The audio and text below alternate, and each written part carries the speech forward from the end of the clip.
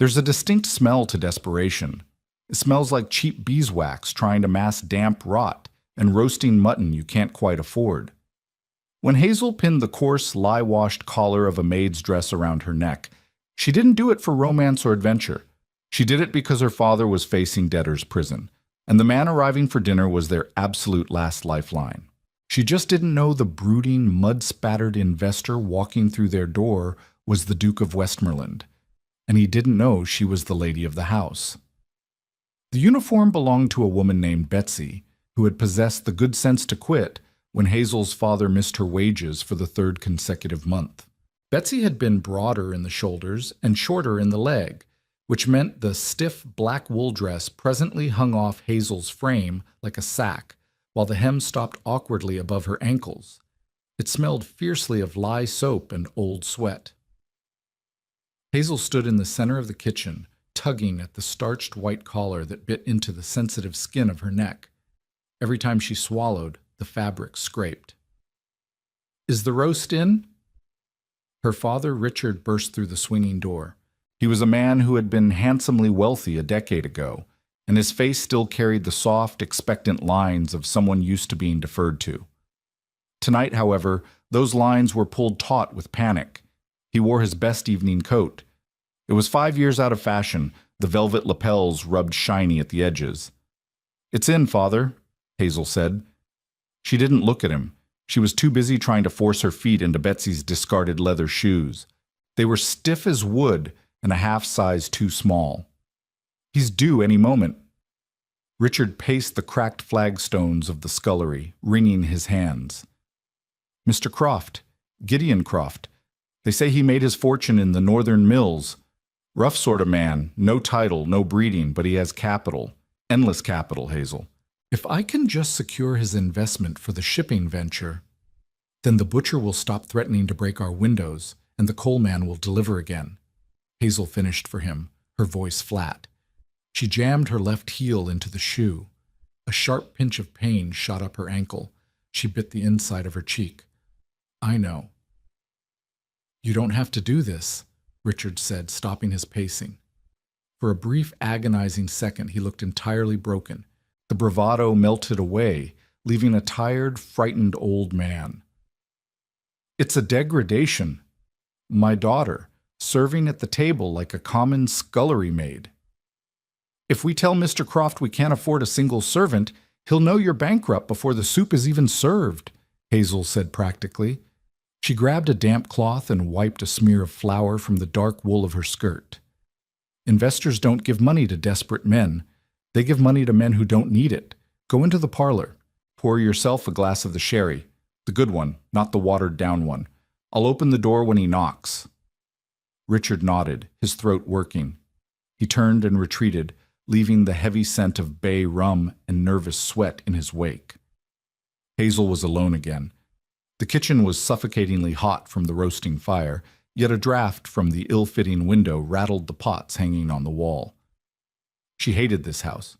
She hated the peeling wallpaper in the hallways, the squeaking floorboards, the constant low-level anxiety that lived in her chest. Most of all, she hated the romanticized nonsense that suffering built character. Suffering just made you tired. The heavy thud of the brass knocker echoed from the front hall. Hazel jumped, her heart giving a stupid, panicked stutter. She wiped her hands on her apron, took a deep breath of air that smelled of hot mutton fat, and walked out of the kitchen. The corridor was dim. They had only lit half the lamps to save oil. Hazel opened the heavy oak door, preparing to curtsy to some corpulent, self-important industrialist reeking of cigar smoke and new money. Instead, a wall of cold, rain-dampened air hit her in the face. The man standing on the threshold was not corpulent. He was tall, imposingly so, and built with the dense, heavy solidity of a bricklayer. He wore a dark, heavy riding coat, slick with rain, the broad shoulders pulling at the seams. No carriage waited behind him in the street, only a massive, wet-flanked gelding tied to the iron post.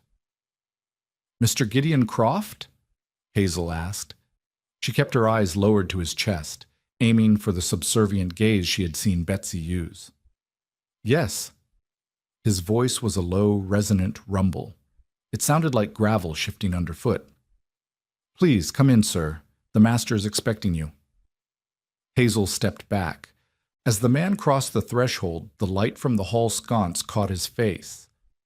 Hazel forgot to keep her eyes down. He did not look like a wealthy mill owner. He looked like a man who had fought his way out of a gutter and was still deciding if he wanted to go back and finish the job. His jaw was covered in dark, coarse stubble, and a pale, jagged scar cut through the line of his left eyebrow. His eyes were the color of storm-churned slate, hard, flat, and taking in every detail of the decaying hallway with predatory swiftness. He stopped to shrug off his wet overcoat. Hazel stepped forward automatically to take it. The coat weighed as much as a small dog. The damp wool smelled of horses, rain, and cold iron. When she took it from his hands, his knuckles brushed hers.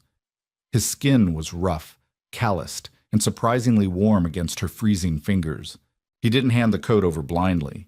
He paused, his slate eyes snapping down to her hands, then up to her face. Hazel froze.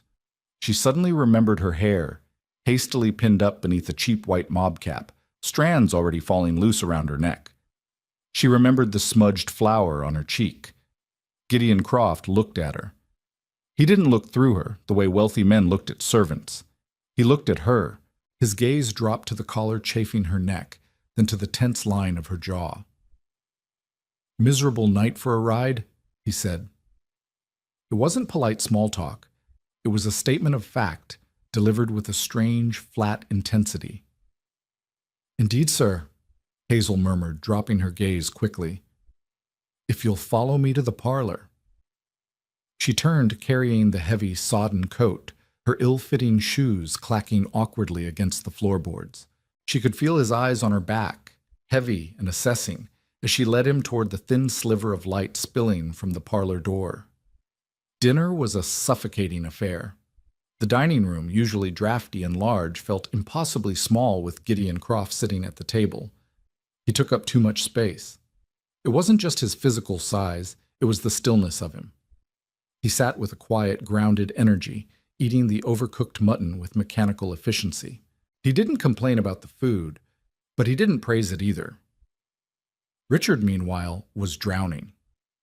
And so, as you can see, the trade routes to the West Indies are merely waiting for a man with the right vision, Richard said, his voice a little too loud, his laugh a little too forced. He took a gulp of his wine. The glass trembled slightly in his hand. "My ships are sound. The crews are seasoned. It's a guaranteed return, Mr. Croft." Gideon slowly set down his fork. The metallic clink was loud in the quiet room. "I've seen your ledgers, Mr. Linley. You have 2 ships left. One has been impounded in Bristol for unpaid docking fees." Richard's face drained of color. That is a temporary misunderstanding, a clerical error." "A clerical error," Gideon repeated. His tone was devoid of mockery, which somehow made it worse. It was just a brutal, sterile observation. Standing by the sideboard, Hazel gripped the handle of the water pitcher so tightly her knuckles turned white. She hated her father for lying so poorly. She hated this rough, unblinking man for dissecting those lies so effortlessly. But mostly, she hated the sharp, stabbing pain radiating from her left heel. The blister had ruptured somewhere between clearing the soup plates and serving the roast. Every time she shifted her weight, raw skin ground against stiff leather. Her calves ached, and a dull, throbbing headache had settled behind her eyes from the heat of the kitchen and the sheer exhaustion of holding her face in a mask of blank subservience. "More wine, sir?" Hazel stepped out from the shadows, eager to break the agonizing silence that had fallen over the table. Gideon didn't look at her, merely tapping 2 fingers against the base of his empty glass. Hazel moved to his side. The wine bottle was cheap glass, slippery with condensation from the damp cellar. She kept her eyes on the rim of the goblet, trying to ignore the proximity of the man. Up close, he smelled of clean sweat and the faint, sharp tang of saddle soap. She tipped the bottle. At that exact moment, she shifted her weight. The raw flesh of her heel scraped agonizingly against the back of the shoe. Her leg buckled. just a fraction of an inch, just a millimeter of weakness. Her hand jerked. The dark red wine missed the glass.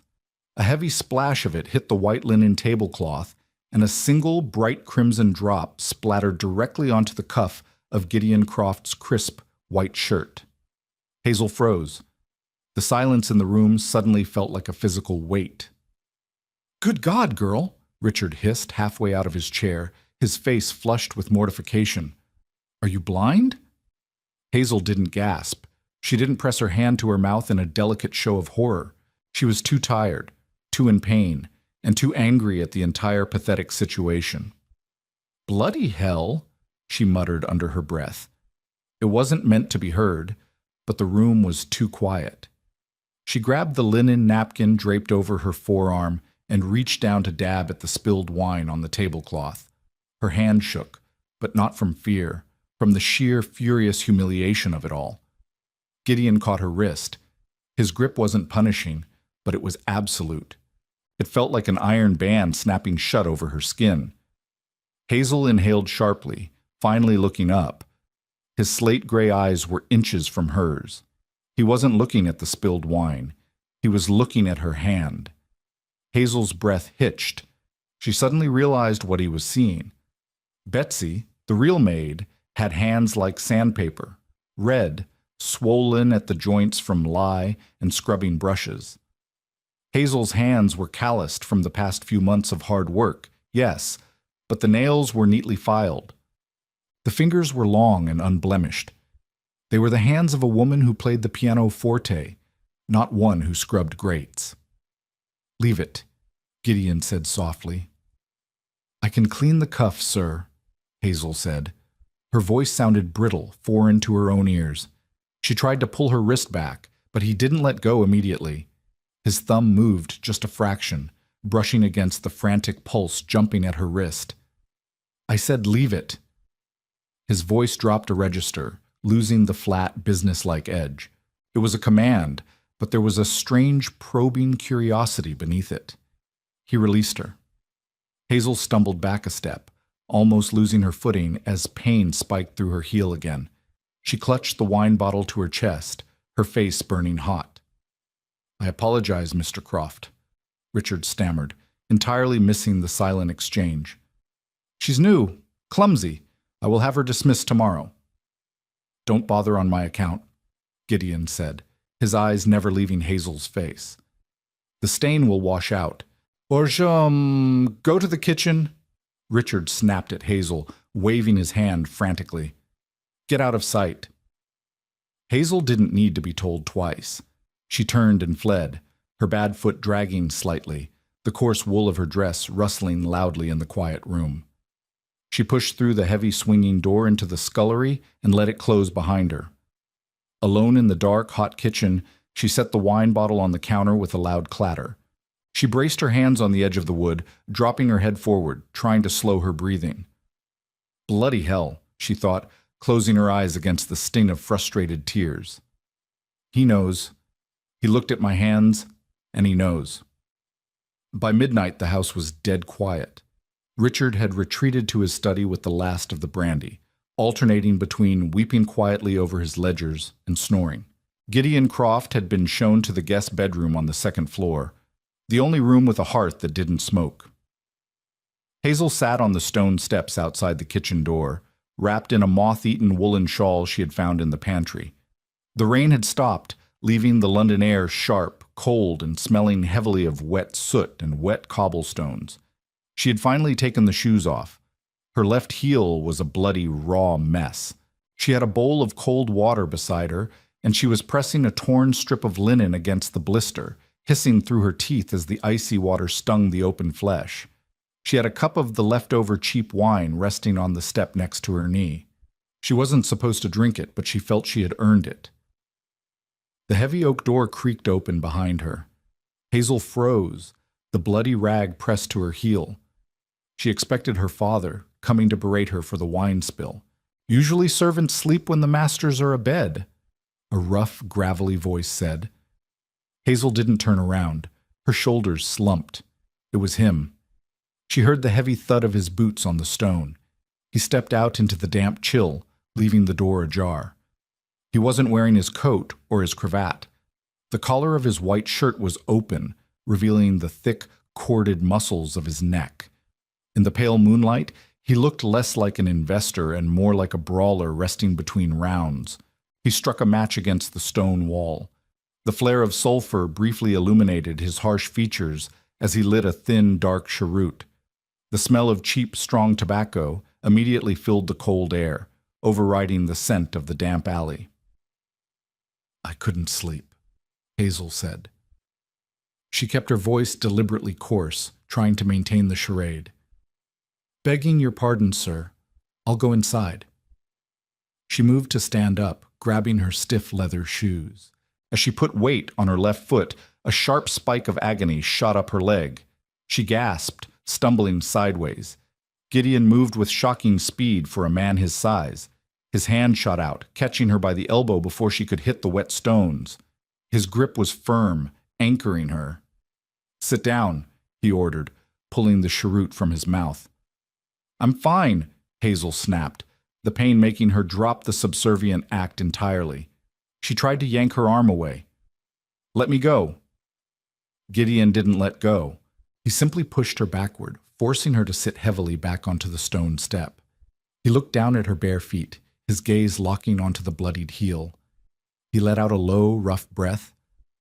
"Are those your shoes?" "They belong to the house," Hazel muttered, pulling her skirt down to cover her ankles. "They don't fit you." "Very little in this house fits right now." Hazel grabbed her cup of wine and took a defiant swallow. She looked up at him, her chin jutting out. She was exhausted, in pain, and tired of pretending. If he was going to tell her father she was insolent, let him. "Did you conclude your business with the master, Mr. Croft? Is he going to keep his ships?" Gideon took a slow drag of his cheroot. The cherry glowed red in the dark, casting harsh shadows over his scarred eyebrow. He exhaled a thin stream of smoke into the damp air. "Your master," Gideon said, the word dragging off his tongue with a heavy dose of irony, "is a fool. He's throwing good money into rotten timber. The West Indies routes are choked with privateers and larger conglomerates. He'll lose whatever I give him." Hazel swallowed hard. The wine suddenly tasted like ash. "So you aren't going to invest?" "I didn't say that." Gideon sat down. He didn't ask for permission. He just folded his large frame onto the narrow stone step next to her. He was too close. The heat radiating from his body cut through the damp chill of the night. Hazel shifted uncomfortably, pulling her shawl tighter. "Why would you give money to a fool if you know it's a loss?" "Because sometimes I am curious," Gideon said. He turned his head, looking at her. Really looking at her. His eyes dropped to the cup of wine in her hand. "Does he know his maid drinks his wine and speaks like a boarding school graduate when she's angry?" Hazel's heart slammed against her ribs. She gripped the cup tighter. "I don't know what you mean." Your accent slipped," Gideon said softly. "When you spilled the wine, you swore. It wasn't the curse of a woman raised in the scullery." He leaned in just a fraction. "And your hands. You hide them in your apron, but I saw them." "I use a pumice stone," Hazel lied, her voice tight. "A pumice stone doesn't change bone structure." Gideon reached out. Before she could pull away, his fingers wrapped around her wrist again. He didn't pull her toward him. He just turned her hand over, exposing the palm to the dim moonlight. His thumb brushed lightly over the pads of her fingers. No calluses from the washboard, no burn marks from the lie. He looked up, his slate eyes pinning her in place. "Who are you?" Hazel stared at him. She could smell the tobacco on his breath, the clean sweat of his skin. She felt a sudden dangerous urge to tell him the truth, to admit that she was Hazel Linley, that she was tired of starving, tired of lying, tired of carrying her father's failures on her back.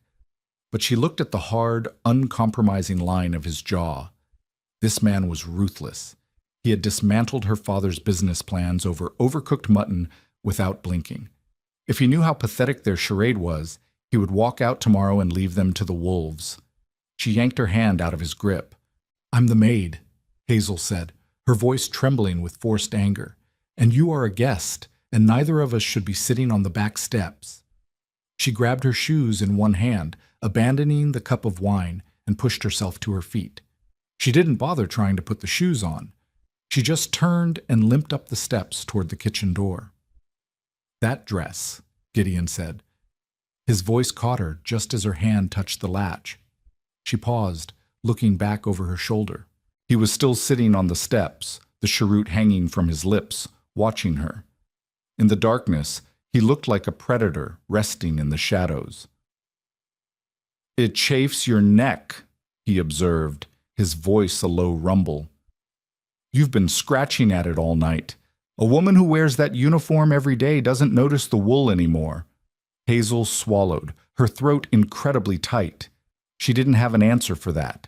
She pushed the door open and fled into the dark, silent house, leaving the brooding investor alone in the cold.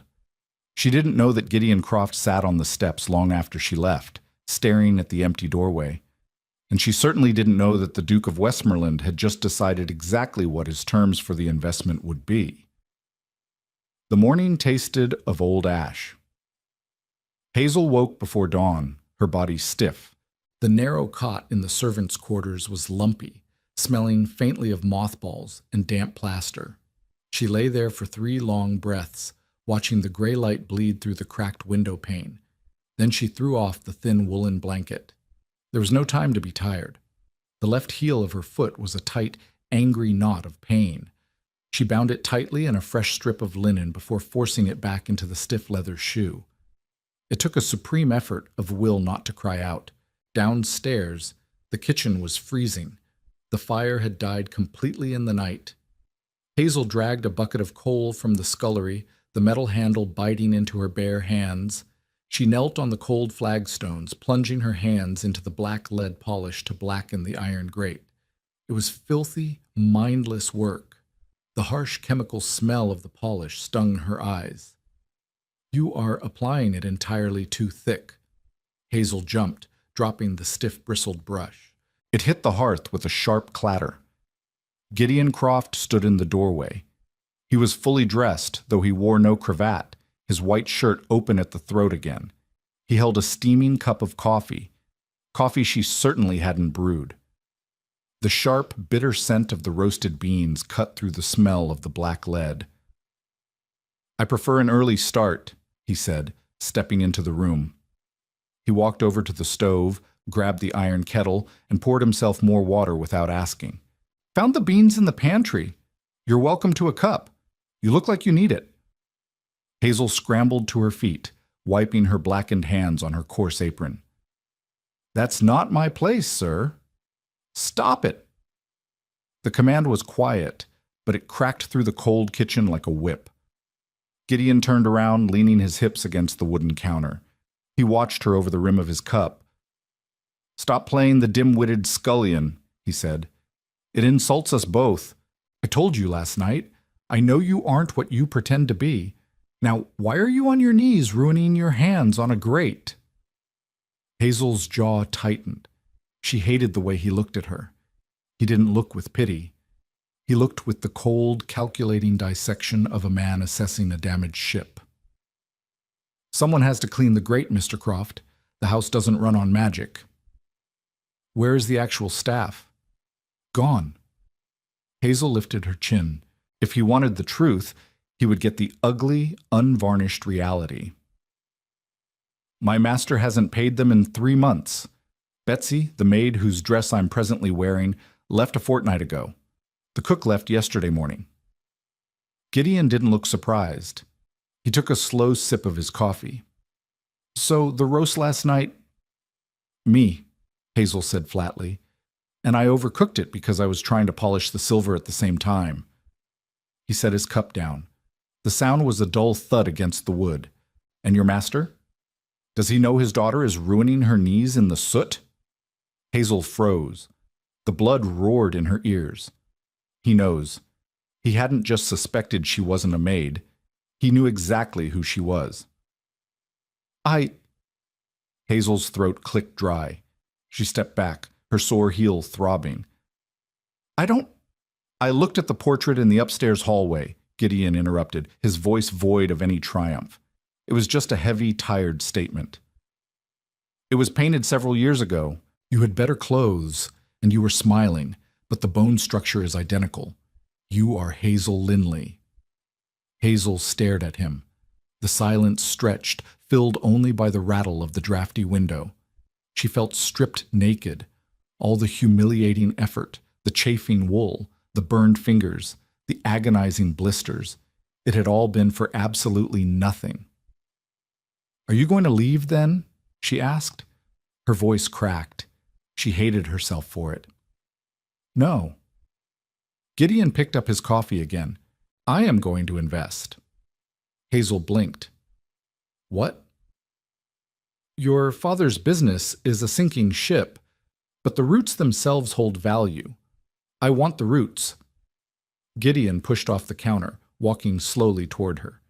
He stopped when he was close enough that she could smell the sandalwood soap on his skin. "I told your father my terms half an hour ago in his study." "He's awake?" "He was. He's currently digesting the contract." Gideon looked down at her. His eyes lingered on the black soot smudged across her cheek, then dropped to her trembling, blackened hands. "I offered him enough capital to clear his debts and repair the 2 remaining ships. In exchange, I take a 90% stake in the profits, and I assume total operational control. He is a figurehead, nothing more." 90%, Hazel breathed. "That's robbery." "That is salvation," Gideon corrected roughly. "He would be in debtor's prison by Tuesday. I just bought his freedom. But I have one more condition." Hazel looked up. His slate-gray eyes were entirely unreadable. "I have a vast amount of paperwork to audit if I am to salvage this mess," Gideon said. "I require a clerk, someone who understands the ledgers, the manifests, and the routing charts." "Hire a clerk," she said defensively. "I don't trust outside clerks with my ledgers," he replied. "And I happen to know there is a woman in this house who is intimately familiar with her father's failing business. A woman who reads well enough to curse like a gentleman." He reached out. Hazel flinched, expecting him to grab her arm. Instead, he took the filthy scrubbing brush from her blackened fingers. He tossed it onto the hearth. "Wash your hands, Miss Linley," Gideon said quietly. "You work for me now, and I don't want soot on my paperwork."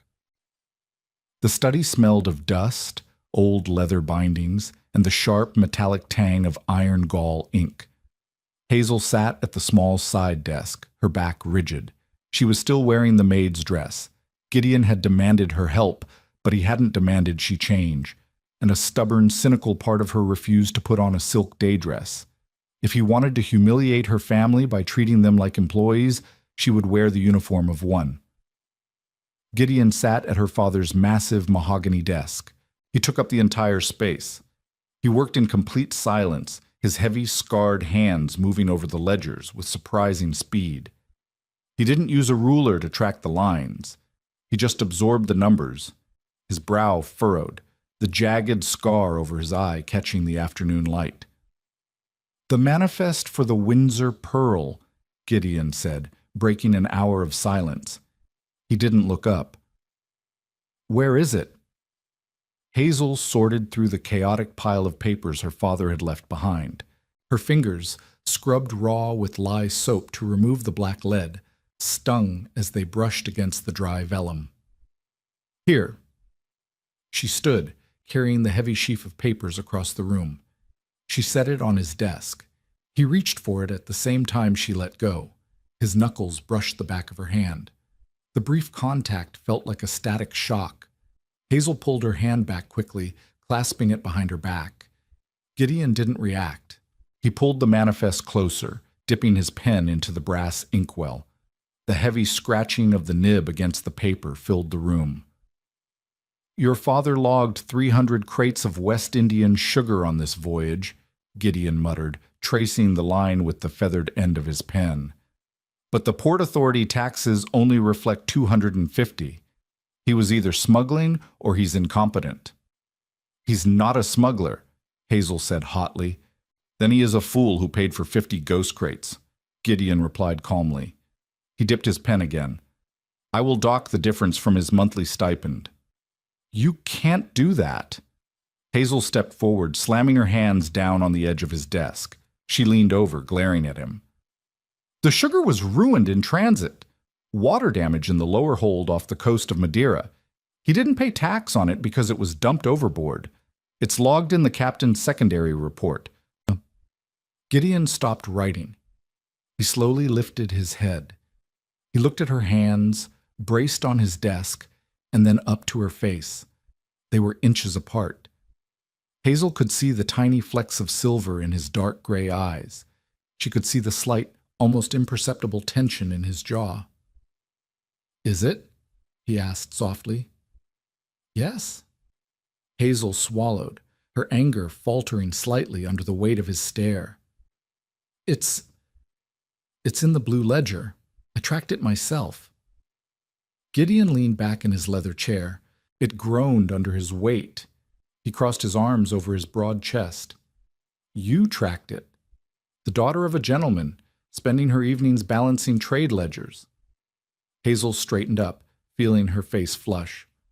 My father is not good with numbers. Someone had to do it. And yet he is bankrupt. I can't control the weather, Mr. Croft, nor the pirates off the Barbary coast. Hazel snapped. Her voice was bitter. I only managed the math. I told him not to send the Pearl out until the hull was repitched. He didn't listen to me. I am just a woman. What do I know of ships? Apparently, more than the man who owns them. Gideon stood up. The sudden movement made Hazel step back. He was so incredibly tall. He walked around the edge of the desk, moving with that quiet, heavy grace that unsettled her so much. Show me, he said. Show you what? The blue ledger. Show me your math. He stood beside her small desk. He was too close. Hazel squeezed past him, her rough wool skirt brushing against his trousers. She sat down quickly, pulling the battered blue ledger from the bottom drawer. She opened it to the middle pages. Her handwriting filled the columns, neat, precise, desperate little rows of numbers trying to hold off ruin. Gideon leaned over her shoulder. He didn't touch her, but he didn't have to. The heat of his body enveloped her. She could feel his breath, slow and steady, stirring the stray hairs that had escaped her mob cap. Her heart began to beat a frantic, irregular rhythm against her ribs. He braced one large hand on the desk, right next to hers. She stared at his hand. There was a thin white scar slicing across his thumb. These were not the hands of an investor who sat in comfortable rooms. These were hands that had pulled ropes and broken jaws. Your margins are tight, Gideon murmured. His voice was a low rumble right next to her ear. They had to be. You accounted for the tariff hikes in Bristol before they were even legally passed. A rumor on the docks, Hazel said, her voice breathy. She hated how weak she sounded. She cleared her throat. The butcher's boy heard it from a sailor. Gideon turned his head. His face was mere inches from hers. You have a sharp mind, Hazel. It was the first time he had used her name. It sounded different in his mouth. Rougher. He didn't say it with the polite, distant respect of a gentleman. He said it like a physical claim. Hazel looked up into his eyes. She forgot to breathe. The air in the study felt incredibly thin, heavy with the scent of ink and the raw electric tension humming between them. She wanted to lean back, away from him. She wanted to lean in. It was a terrifying contradiction. A loud, aggressive pounding echoed from the front of the house, followed by a muffled shout. The spell shattered. Hazel jumped up from the chair so fast it tipped backward, hitting the floor with a loud crack.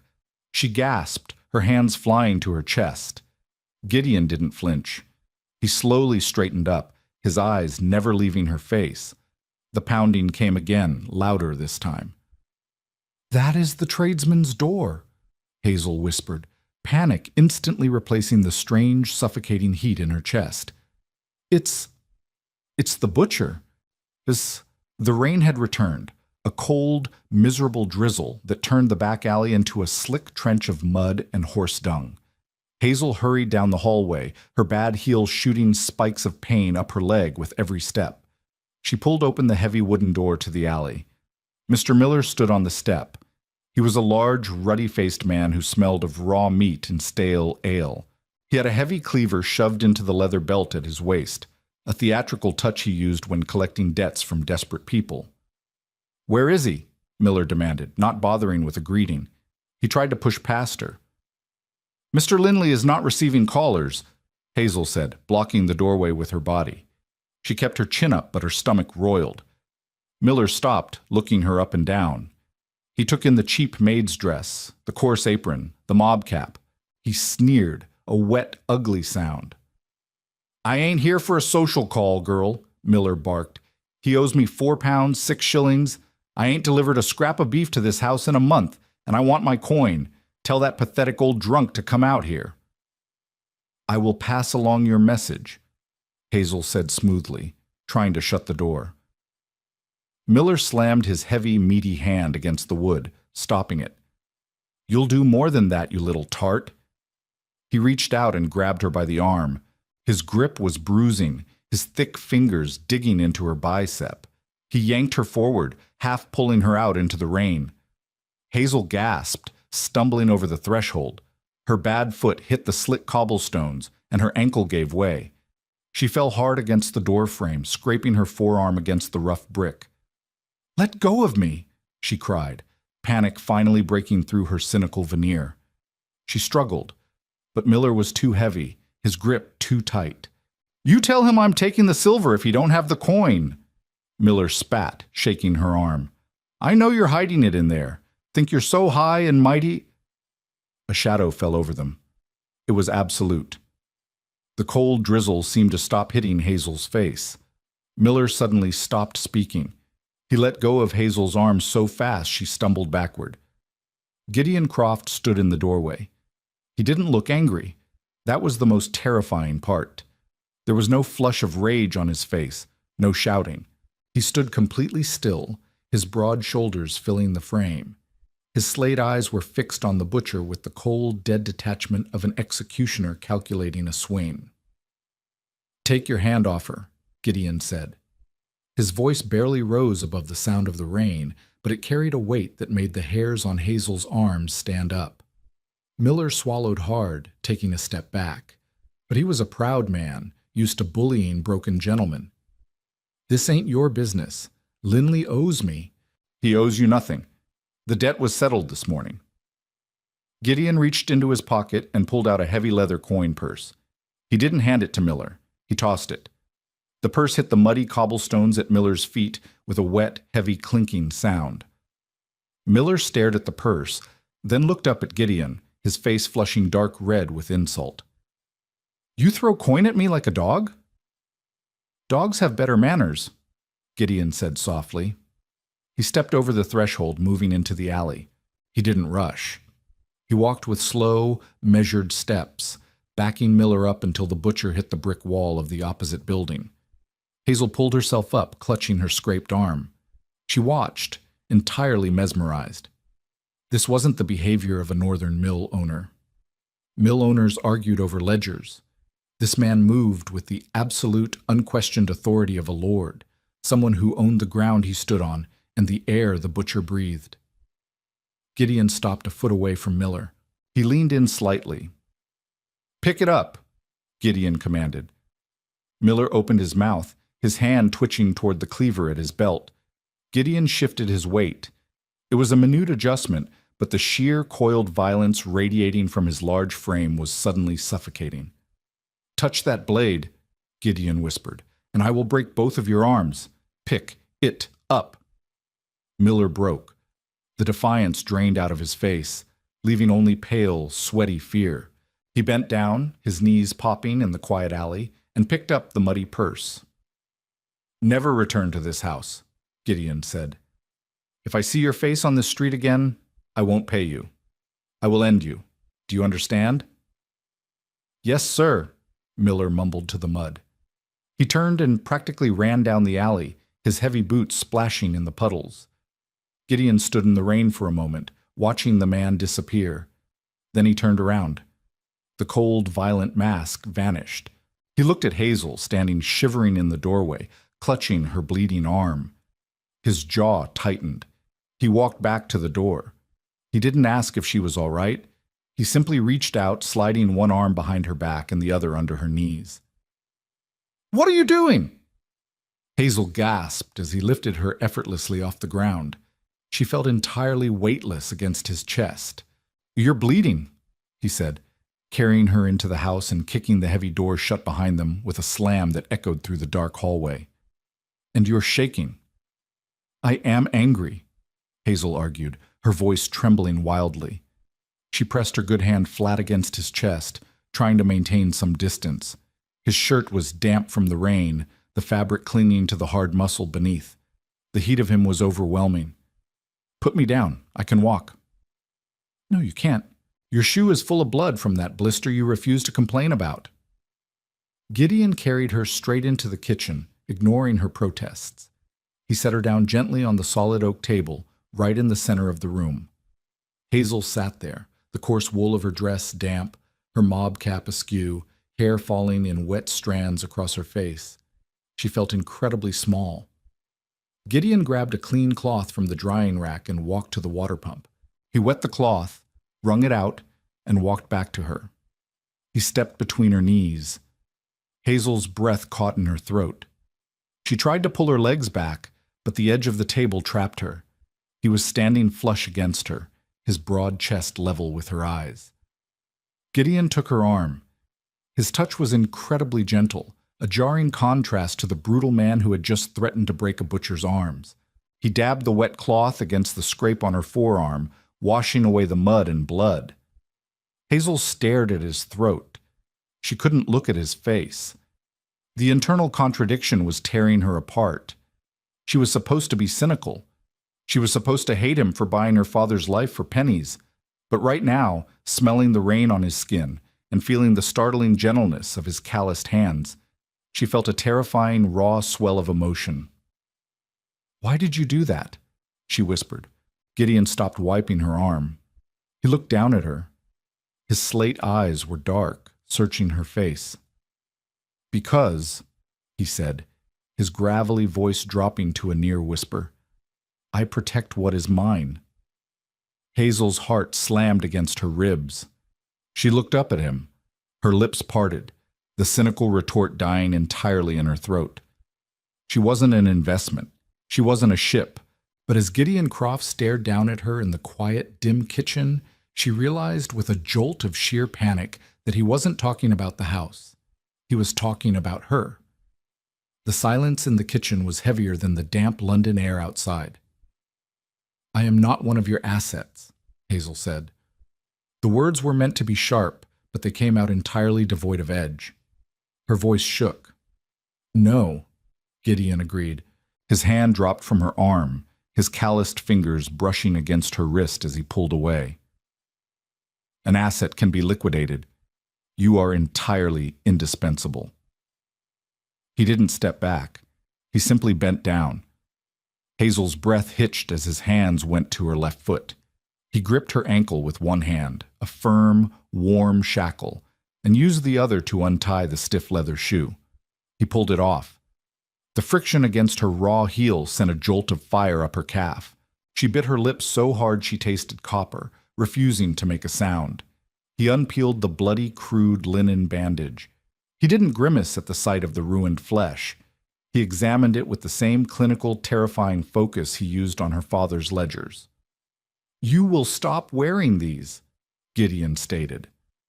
It wasn't a request. He stood up, taking the blood-stained shoe and its twin, and tossed them casually toward the cold hearth. "And you will stop wearing that dress. The masquerade is over. If I wear my own clothes, my father will know I'm working with you," Hazel said, pulling her bare foot up onto the edge of the oak table, suddenly hyper-aware of her exposed ankle. "He thinks I'm hiding in the scullery to avoid the shame of our ruin." "Your father," Gideon said, turning to the sink to wash the blood from his hands, is currently at his club in St. James, spending the first installment of my capital on cheap brandy and bad cards. He won't notice what you're wearing, and I am tired of watching you scratch your neck." He dried his hands on a towel. He didn't look at her. "Go upstairs. Wash the soot off your face. Put on something that doesn't smell of lye. We have the Baltic Manifest to review before midnight." Hazel stared at his broad back. She wanted to argue. She wanted to throw the wet cloth at his head and tell him he had no right to order her about in her own house. But the exhaustion sitting deep in her bones won. She slid off the table. Her bare foot hit the cold flagstones, and she limped out of the kitchen without a word. Her bedroom at the top of the stairs was freezing. Hazel stripped off the coarse wool dress. It pooled on the floor like a dead, heavy thing. She kicked it into the corner. She poured icy water from the pitcher into her basin and scrubbed her face and arms until the skin was pink and stinging. Then she opened her wardrobe. It was mostly empty. Her father had pawned her mother's good silks months ago. What remained were the practical, outdated gowns she had deemed too worn to sell. She pulled out a dark green day dress. The fabric was thin. The velvet trim at the cuffs rubbed entirely bald, but it was soft. It smelled faintly of dried lavender and stale dust, not grease and chemical soap. When she pulled it over her head, the smooth fabric sliding against her bruised shoulders felt like an absurd luxury. She took the pins out of her hair, tossing the hideous mob cap onto the bed. Her dark hair cascaded down her back, a tangled, heavy mess. She brushed it out roughly and braided it tight, a practical, severe style that kept it out of her face. She slipped her feet into her own soft leather slippers. They offered no support, but they didn't bite into her heel. When Hazel walked back down the stairs, she felt strange. Stripped of the maid's uniform, she no longer had a shield. She was just Hazel Linley, the daughter of a ruined man, walking willingly back into a room with the man who had bought them both. She paused outside the study door. The smell of rich tobacco smoke drifted through the crack. She pushed the door open. Gideon was sitting at the desk. He had lit the oil lamp, casting a warm, golden circle of light over the scattered papers. He looked up as she entered. He didn't offer a compliment. He didn't smile. His slate-gray eyes simply swept over her, taking in the frayed cuffs of the green dress, the severe braid, the absence of the white collar. The tight line of his jaw relaxed, just a fraction. "The Baltic Records," he said, tapping a thick stack of vellum with his pen. "Page 4. Your father paid a docking fee in Copenhagen that doesn't match the tonnage. Find out why." Hazel walked to her small side desk. The chair no longer felt like a punishment. She sat down, pulled the inkwell closer, and opened the ledger. "He likely bribed the harbor master," Hazel said, her voice dropping back into its natural, educated cadence. "He prefers to avoid the customs inspections. They slow down the unloading." Gideon let out a low grunt of agreement. The scratching of his pen resumed. They worked in silence. The rain beat against the window panes. For the first time in months, Hazel didn't feel the suffocating grip of panic in her chest. She just smelled the ink, the tobacco, and the faint scent of dried lavender, and let the numbers anchor her to the desk. 2 weeks passed. They were brutal, exhausting weeks, governed entirely by the rhythm of Gideon Croft's relentless ambition. He dismantled Richard Linley's shipping company piece by rotting piece, cutting dead weight, firing lazy captains, and selling off the ruined hull impounded in Bristol. He was merciless. Hazel watched him ruin men's livelihoods with a single stroke of his pen. She should have been disgusted. She should have maintained her cynical detachment. Instead, she was fascinated. Gideon didn't operate with cruelty. He operated with precision. When he fired a man, he paid him a month's severance, more than her father had ever done. When he argued with the dock authorities over tariffs, he didn't shout.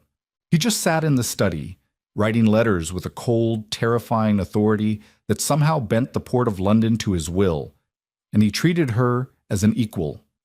He never thanked her, but he stopped double-checking her math. When they disagreed on a route, Hazel favoring the safer, slower coastal passage to Lisbon, Gideon pushing for the faster, riskier open water crossing. They fought bitterly over the desk. He didn't patronize her. He yelled at her. She yelled back, and when she proved, using 3 years of weather logs, that the autumn squalls would cost them a week in repairs, he simply crossed out his own route and wrote hers in. It was an intoxicating, dangerous dynamic. It was a Tuesday afternoon when the illusion shattered. The rain had finally cleared, leaving the London streets steaming in the pale sunlight. Hazel was kneeling on the floor of the study, surrounded by the archives from 1822, hunting for a missing cargo manifest. Her fingers were stained black with ink. Gideon was standing by the window, smoking. He had rolled his sleeves up to his elbows, exposing the thick, scarred forearm she had grown entirely too used to looking at.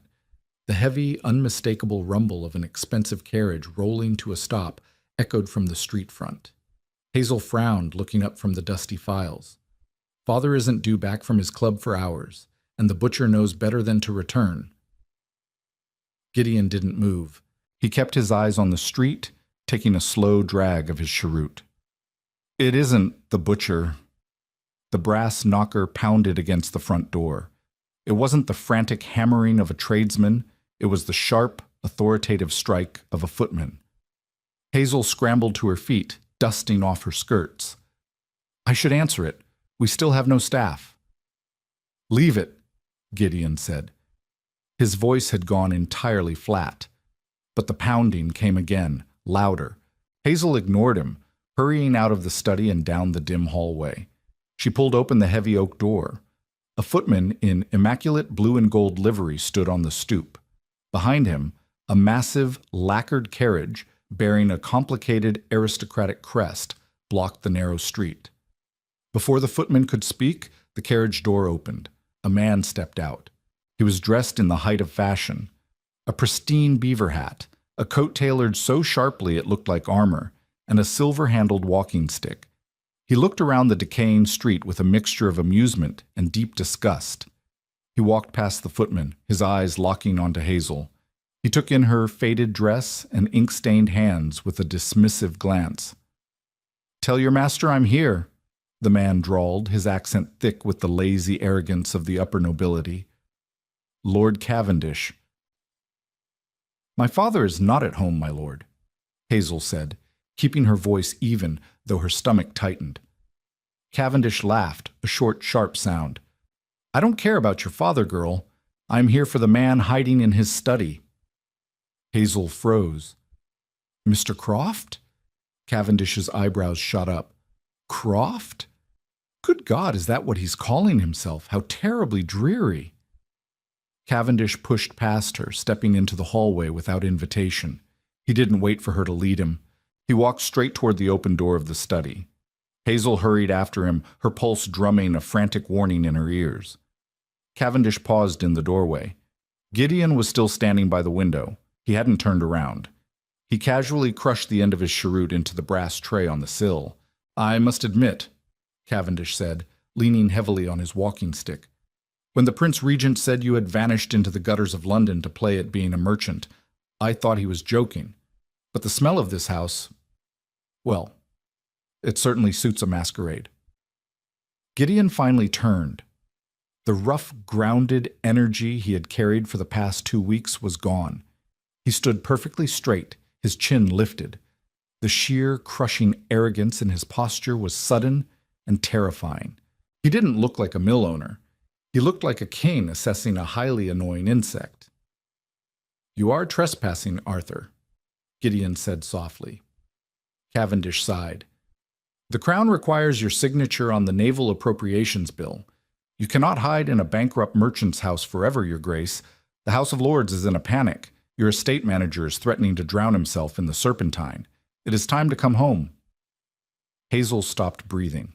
She stood in the hallway, her hand clutching the door frame.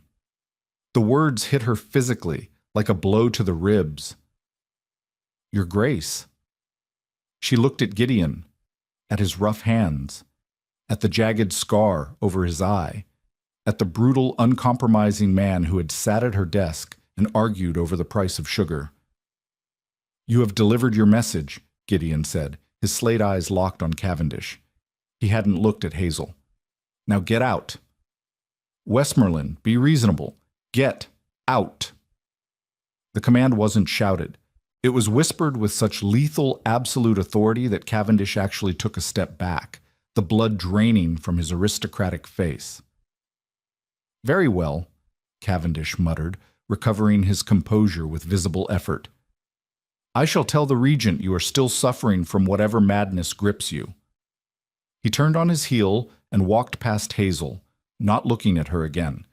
The front door slammed shut, the sound echoing like a gunshot in the silent house. Hazel stood frozen.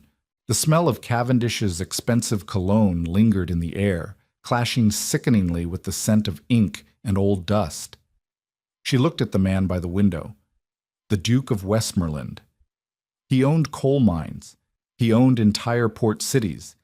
He didn't just have capital, he had a fortune so vast it was rumored to rival the crown's.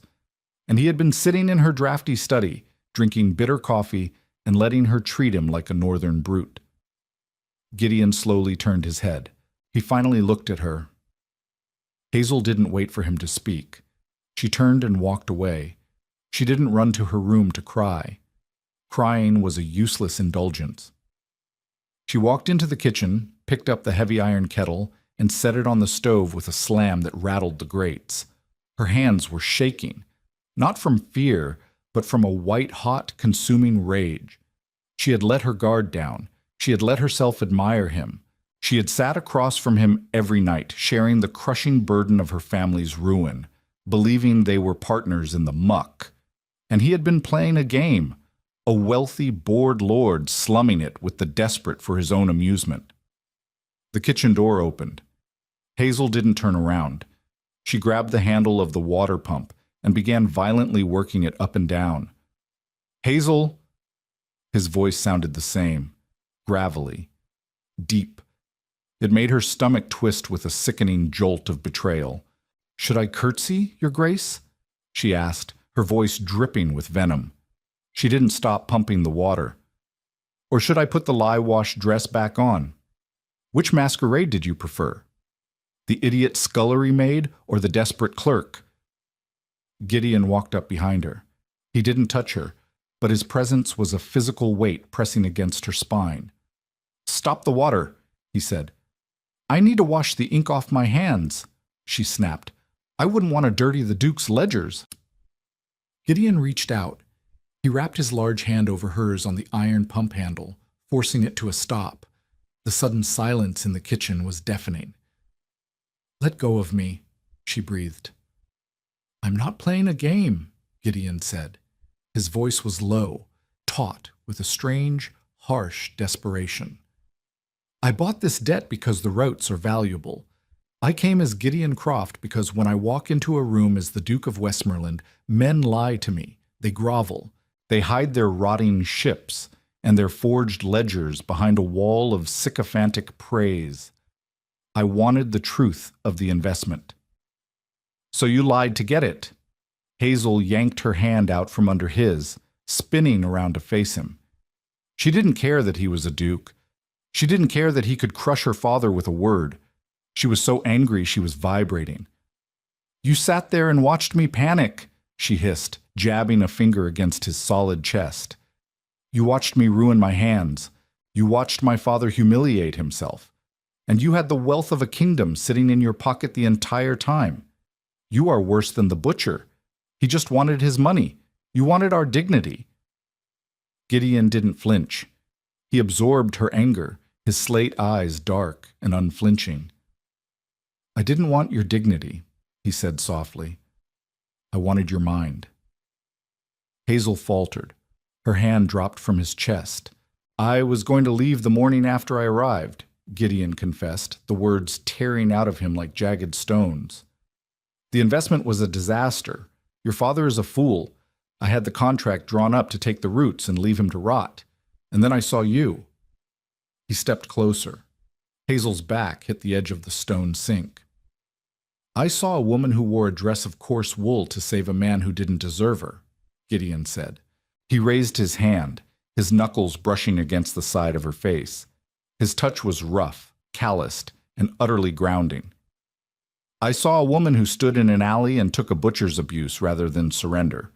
I saw the only person in this godforsaken city who looked at me and didn't see a title or a fortune. You saw a rough man, and you fought him. Hazel swallowed hard. The rage was melting, leaving behind that terrifying, exposed vulnerability she hated so much. You lied. I omitted a title that has brought me nothing but parasites, Gideon corrected quietly. He stepped flush against her. His hand moved to the back of her neck, his thumb resting over the pulse, jumping frantically at her throat. I need a partner, Hazel, not just for the shipping routes. I need someone who reads the margins, someone who doesn't simper. I need the woman who tracked the ghost sugar. Hazel stared up at him. She saw the scar over his eye, the exhaustion lining his face. He wasn't a fairy tale prince. He was a ruthless, demanding, difficult man. And she was a cynical, exhausted woman who had finally found someone strong enough to carry the weight with her. You are a terrifying man, Your Grace, she whispered. Then it is a good thing you're not easily frightened, Gideon replied. He didn't ask for permission. He leaned down and kissed her. It wasn't a gentle, sweeping, romantic kiss. It was hard, grounded, and desperate. It tasted of bitter coffee, tobacco, and the undeniable truth that the masquerade was finally over. Hazel gripped the lapels of his coat, pulling him closer, anchoring herself to the solid, unyielding reality of him. When he finally pulled back, they were both breathing heavily in the dim, damp kitchen. Gideon rested his forehead against hers. He let out a long, ragged sigh that sounded entirely human. Now, the Duke of Westmoreland murmured, his gravelly voice brushing against her lips. We have the Baltic ledgers to finish, and your father owes me for 50 crates of ghost sugar. Hazel let out a wet, breathless laugh. She closed her eyes, her ink-stained hand still gripping his coat. 90%, Your Grace, she whispered back. Not a penny more. Did Hazel and Gideon's ruthless partnership leave you breathless? If you love this grounded, raw, historical romance, don't let the story end here. Like this video to show your support, and share it with fellow historical drama lovers who crave imperfect, fiercely competent protagonists and enemies to lovers, tension without the fluff. Every interaction helps bring more immersive, cynical yet emotional stories to life. Don't forget to subscribe and hit the notification bell so you never miss a new chapter. Tell me in the comments. What was your favorite sensory detail in the story? Let's discuss below.